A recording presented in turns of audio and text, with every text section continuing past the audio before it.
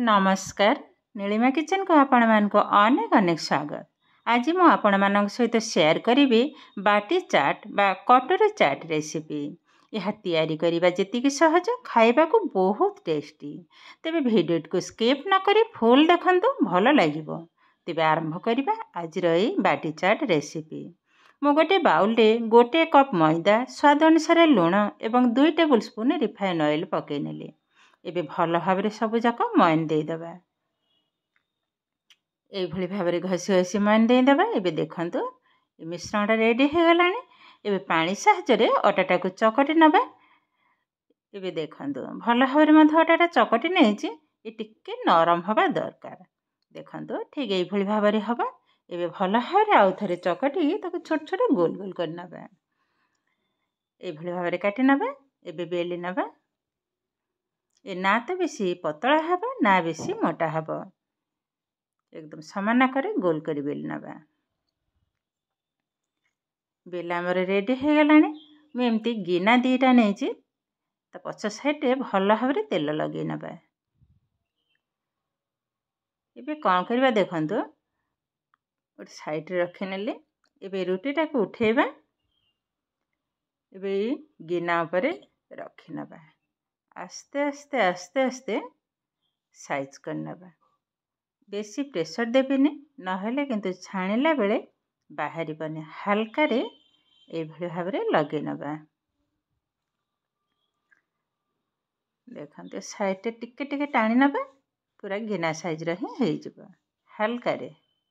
ए तो रेडी हो गलानी। ए भली भाव रे सब जगह तैयारी कर नबा। गैस रे ऑलरेडी बसे नै छी तेलटा भल भाव गरम हवा दरकार। एबे तेलटा गरम हो गलानी। बस बसई नबा बाटी। एबे देखंतु धीरे धीरे फुटिबा आरंभ कलानी। गोटे चिमुटा साहाय्य गिना भितरे तेल टिके लगे नेली। एबे साइड ए भली भाव टिके टिके बुलेई नबा। धीरे धीरे देखंतु गिनाटा भी छाड़ीबा आरंभ कलानी। एबे देखंतु संपूर्ण छाड़ी हो गलानी। केते सुंदर भाव रे हमर रेडी हो गलानी। कलरटा बाहर कलरटा भल है भीतर हवा पई तेल रे पूरा पूरी संपूर्ण बुड़ेई नबा। एबे देखंतु ए तो रेडी हो गलानी। एबे या को बाहर कर नबा। बाकी गिना को ए भले भाव रे छाणी नबा। आ तेलटा मझी रे टिके रखिबा दरकार। गिनाटा आधा बुड़ीबा दरकार।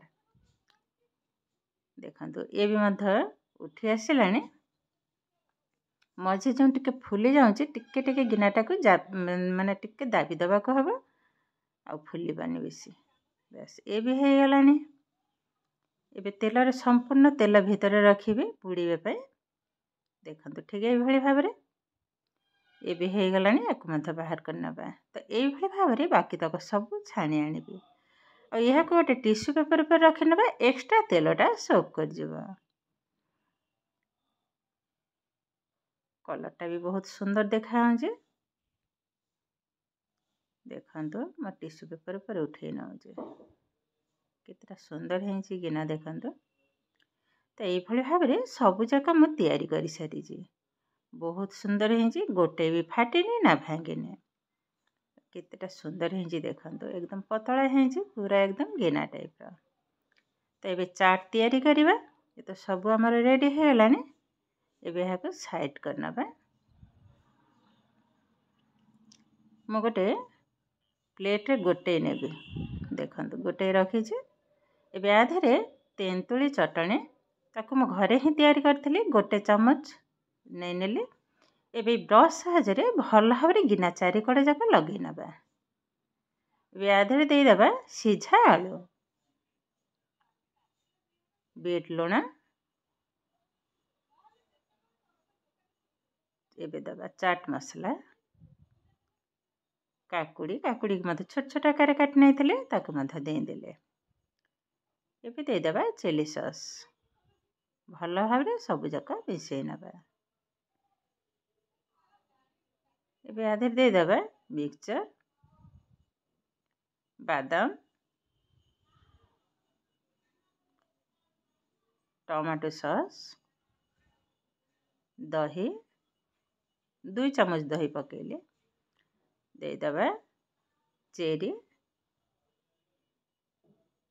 तापर दबा किछि डालिंब बा बेदना जोटा तार दानाटा नहीं तापर देदेली फ्रेश क्रीम एबे देदबा मायोनेस देखंतु ये किंतु आमर प्रस्तुत होगा आज कटोरी चाट रेसिपी तारी भितर मु सब जाक गिना को रेडी कर सारी देखंतु केतेटा सुंदर देखा